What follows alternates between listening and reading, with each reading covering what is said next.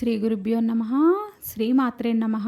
మనకి పెద్దలు ఎప్పటి నుండో చెప్తూ ఉన్న మాట ఏమిటి అంటే, నరదృష్టి తగిలినట్లయితే నల్లరాయి కూడా బద్దలైపోతుంది అని మనకి పెద్దలు ఎప్పటి నుండో కూడా చెప్తూ ఉన్నారు. ప్రస్తుత కాలంలో ప్రతి ఒక్కరిని కూడా పట్టి పీడిస్తున్న సమస్యలలో నరదృష్టి సమస్య ఒకటి. ఈ సమస్య ఈ రోజుది కాదు, మనకి యుగ యుగాల నుండి కూడా వస్తున్న సమస్య. ఎందుకంటే ఆ శ్రీకృష్ణుడు పరమాత్ముడు కూడా ఈ సమస్య చేత బాధించబడ్డాడు.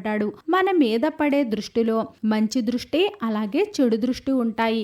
ఏదైనా పని చేసేటప్పుడు మనసులో ఎటువంటి చెడు లేకుండా ఎంత బాగా పని చేశామో అని మంచి దృష్టితో పొగిడేవారు ఉన్నారు. అలాగే ఈర్ష్య అసూయలతో ద్వేషంతో పొగిడేవారు కూడా ఉంటారు. ఇలాంటి వారి వలన మనకి నరదృష్టి తగులుతుంది.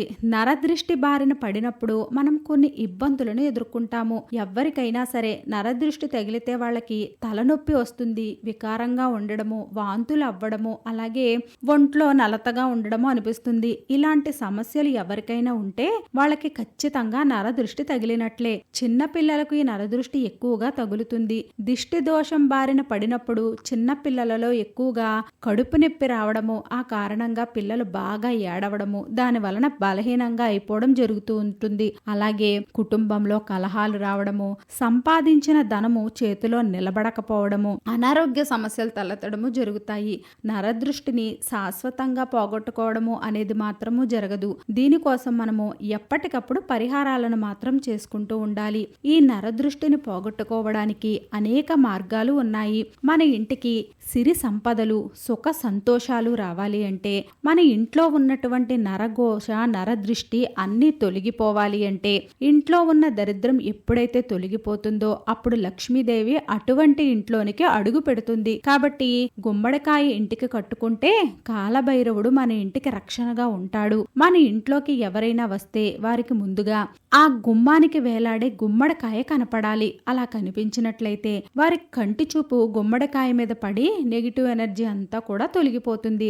గుమ్మడికాయని కట్టిన తర్వాత ఆ గుమ్మడికాయ త్వరగా పాడైపోతే మీకు తగలవలసిన దోషాలు, దిష్టి అంతా కూడా గుమ్మడికాయ తీసుకుని పాడైపోయింది అని గుర్తించాలి. పాడైపోయిన గుమ్మడికాయ ఇంటి ముందు ఉంచుకోకుండా వెంటనే దానిని తీసి మీరు మార్చుకోవాలి. మీ ఇంట్లో కనుక దుష్ట శక్తులు ఉంటే అర్ధరాత్రి సమయంలో మీకు అకస్మాత్తుగా మెలకువ వస్తుంది. ఇక్కడ ఇంట్లో ఎక్కడ చూసినా కూడా ఎక్కువగా సాలుగూళ్ళు కనిపిస్తాయి.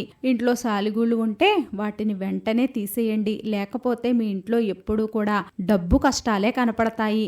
అయితే మన హిందూ ధర్మంలో ఇంట్లో పాలు పొంగితే చాలా మంచి శకునంగా భావిస్తారు. కానీ మీ ఇంట్లో ఎల్లప్పుడూ పాలు పొంగిపోవడము, పాలు మాడిపోవడము, లేదా చేతిలో నుంచి కింద పడిపోవడము ఇలా జరుగుతూ ఉంటే మాత్రము ఇంట్లో ఖచ్చితంగా చెడు శక్తులు ఉన్నట్లే. అలాగే రాత్రి సమయంలో కుక్కలు అరుపులు వినిపిస్తే మీ ఇంట్లో నెగిటివ్ ఎనర్జీస్ ఉన్నట్లే అర్థం చేసుకోండి.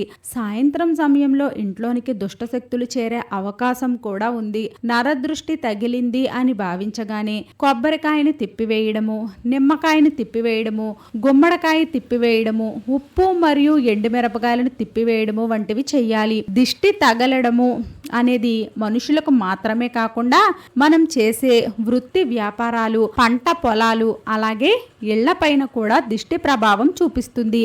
అందుకే చాలా మంది ఎక్కువగా తను ఇళ్లకు గుమ్మడికాయను కట్టడము, ఇంటి ముందు రాక్షసుడు బొమ్మను పెట్టడము వంటివి చెయ్యాలి. ప్రతిరోజు ఉదయం లేవగానే రాళ్ల ఉప్పును చూడండి. ఇలా రాళ్ల ఉప్పును చూడడం వల్ల మీ జీవితంలో అదృష్టం పెరిగి అష్ట ఐశ్వర్యాలు కూడా కలుగుతాయి. రాళ్ల ఉప్పును చిన్న కాగితంలో చుట్టి మీ పర్సులో పెట్టుకోండి. ఇలా పెడితే ఆర్థికంగా బాగా కలిసి వస్తుంది. ఆర్థిక ఇబ్బందులు తొలగిపోతాయి. వారంలో ఒక్కరోజైనా స్నానం చేసే నీటిలో కాస్త రాళ్ల ఉప్పు వేసుకుని స్నానం చేయండి. ఇలా చేస్తే మీ పై ఉన్న దిష్టి దోషం అంతా కూడా తొలగిపోతుంది. దిష్టి తీసి పడేసిన నిమ్మకాయలు, కొబ్బరికాయలు తొక్కితే ఏమవుతుంది అనే సందేహం కూడా చాలా మందికి ఉంటుంది. దిష్టి తీసి పడేసిన వస్తువులను తొక్కితే అనారోగ్యం పాలవుతారని, అప్పటి నుంచి అంతా చెడే జరుగుతుందని మనకి పండితులు చెప్తూ ఉన్నారు. అందుకే రోడ్డు పైన ఎక్కడైనా సరే దిష్టి తీసినవి పడి ఉంటే వాటిని తొక్కకుండా జాగ్రత్త పడండి. ఇంట్లో ఎవరైనా ఎప్పుడూ ఏడుస్తూ ఉంటే వారి ఇంట్లో దరిద్ర దేవత తిష్ట వేసుకుని కూర్చుందట. అలాగే చాలా మంది మంచం మీద కూర్చుని భోజనం చేస్తారు.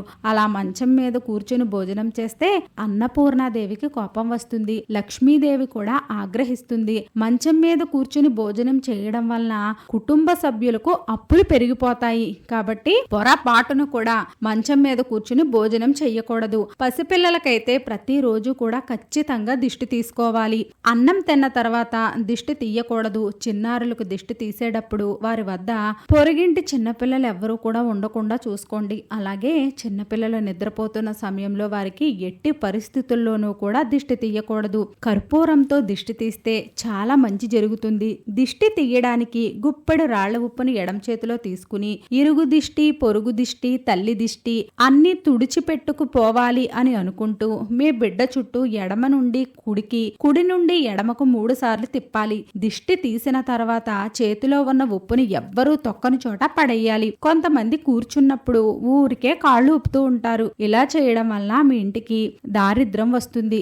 ఒక గిన్నెలో రాళ్ల ఉప్పుని వేసి ఆ గిన్నెను ఈశాన్య దిశలో ఉంచినట్లయితే మీ ఇంట్లో ఉన్న నెగిటివ్ ఎనర్జీస్ అన్ని కూడా తొలగిపోతాయి. ఇంట్లోనికి పాజిటివ్ ఎనర్జీస్ అనేవి ఆకర్షించబడతాయి.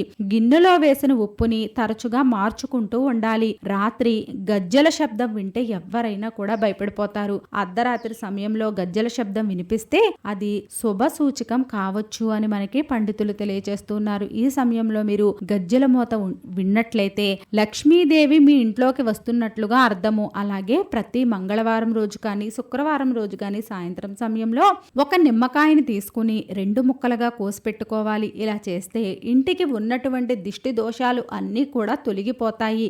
ఇంట్లోనికి సిరి సంపదలు వస్తాయి అని మనకి పెద్దలు చెప్తూ ఉంటారు. మనతో పాటు పాడి పశువులకు కూడా దిష్టి తగులుతుంది. దీనితో అవి మన దగ్గర ఉండే పశువులకే ఈ దిష్టి తగిలినప్పుడు మనకి కూడా ఈ దిష్టి అనేది తగులుతుంది.